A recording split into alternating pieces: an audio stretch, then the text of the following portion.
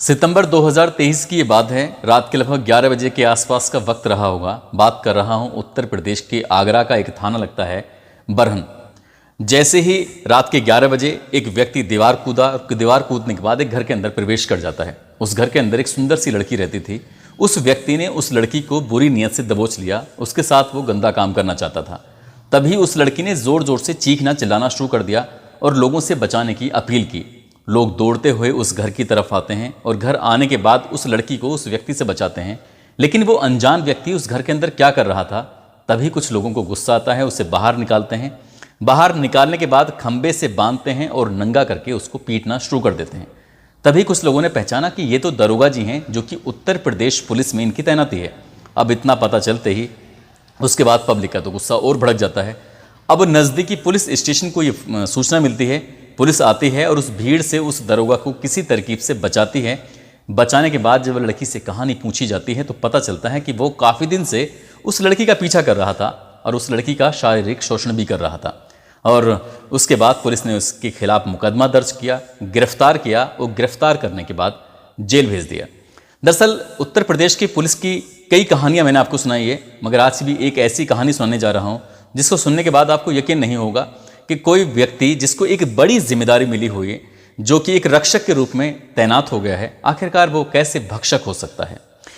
आदाब, नमस्कार, सत श्री अकाल। मैं उस्मान सैफी। आज की जो सच्ची घटना मैं आपको सुनाने जा रहा हूं, ये सच्ची घटना है उत्तर प्रदेश के आगरा जिले का एक थाना लगता है सिकंदरा। दरअसल बात कर रहा हूं, ये जनवरी का अंतिम सप्ताह चल रहा था, 2024 की ये बात है। एक लड़की जो कि एतमादपुर में एक BAMS कॉलेज है, उसी में डॉक्टर की पढ़ाई कर रही थी। वो लड़की एक व्यक्ति को फ़ोन मिलाती है जिसको वो बेइंतहा प्यार क्या करती थी।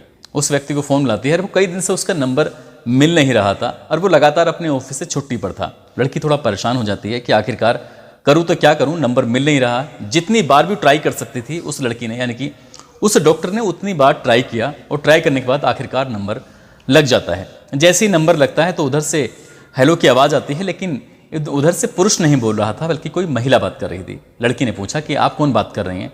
तभी उधर से कहा कि तुम कौन बात कर रही हो, ये बताओ। वो कहती है कि मैं आगरा में ही रहती हूँ, डॉक्टर की पढ़ाई कर रही हूँ और मुझे अपने जो प्रेमी हैं, अपने दोस्त है, उससे बात करनी है। उस दोस्त का नाम SK सिंह है। क्या ये नंबर SK सिंह का है? वो कहती है कि नंबर तो SK सिंह का ही है, लेकिन ये गलत नंबर आपने डायल किया है। अब लड़की ने कहा गलत नहीं, मेरी तो कम से कम 6 महीने से इस नंबर पर बात चल रही है। तभी उस महिला ने कहा कि मैं उनकी पत्नी बात कर रही हूँ, 2 बच्चे हैं हम लोगों के, कैसी बात कर रहे हो। अब इन दोनों के बीच में काफ़ी कहासुनी हो जाती है। लड़की बहुत ज़्यादा परेशान हो जाती है, क्या करे क्या ना करे।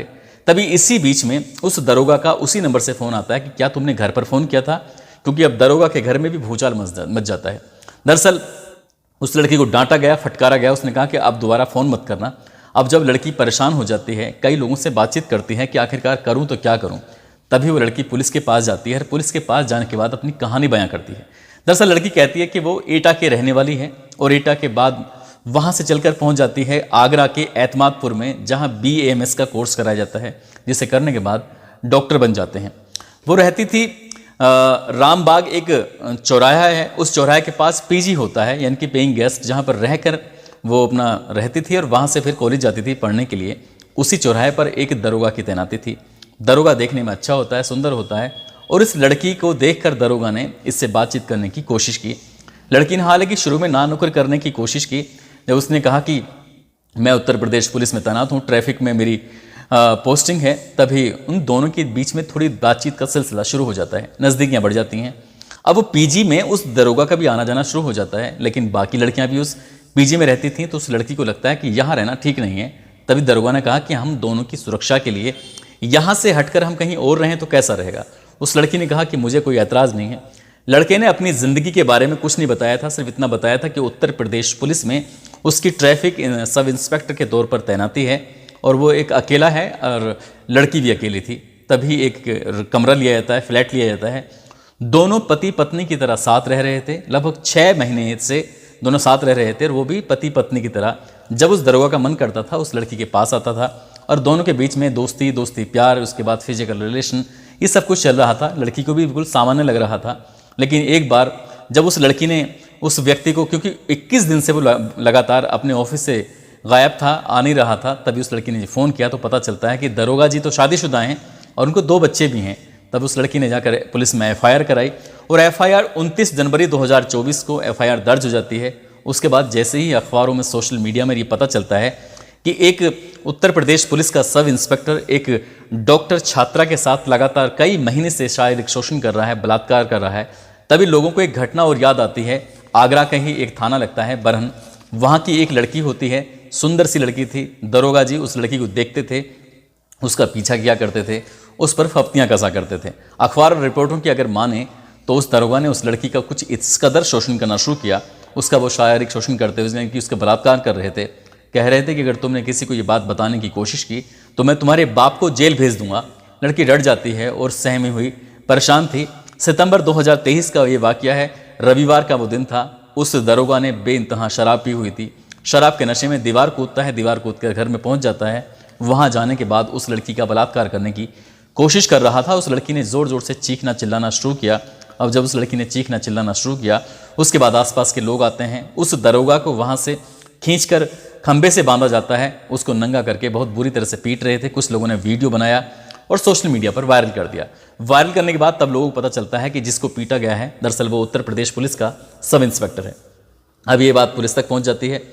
लड़की के घर वालों ने जब पुलिस से संपर्क करने की कोशिश की तो पुलिस ने इस मामले को रफा दफा करने में ज़्यादा ध्यान लगाया और इस लड़की की जो साथ हुआ था उसमें कुछ दिलचस्पी नहीं ली। तभी स्थानीय लोगों ने बड़ी संख्या में इकट्ठे होते हैं और मार्ग को जाम कर देते हैं। कई घंटे तक रास्ते जाम हो जाते हैं। पूरे शहर में इस बात का पता चल जाता है कि एक दरोगा शराब पी के घर में घुसता है और एक लड़की की बलात्कार करने की कोशिश कर रहा था। उसका पहले से ही वो बलात्कार भी कर रहा था। आखिरकार पुलिस ने उस दरोगा के खिलाफ एफआईआर दर्ज की, जिसका नाम संदीप कुमार बताया जाता है। उस संदीप कुमार के खिलाफ एफआईआर दर्ज की जाती है और उससे गिरफ्तार किया जाता है और गिरफ्तार करने के बाद जेल भेज दिया जाता है।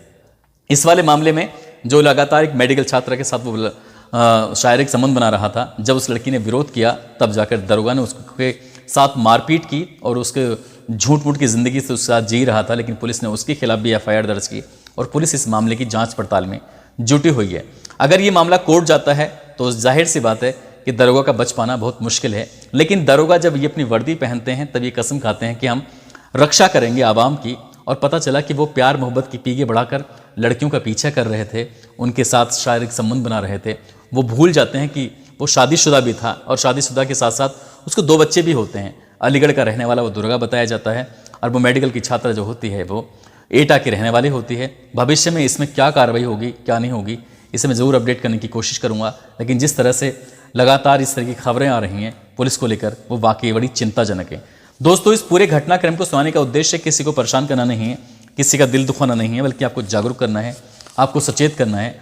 भले ही चाहे वो कोई किसी भी पद पर बैठा हो, लेकिन लड़कियों की अपनी एक जिम्मेदारी बनती है कि वो उसके साथ किसी भी तरह का रिलेशन बनाने से पहले कई बार सोचें कि आखिरकार वो क्या सही कर रही हैं, क्या गलत कर रही हैं।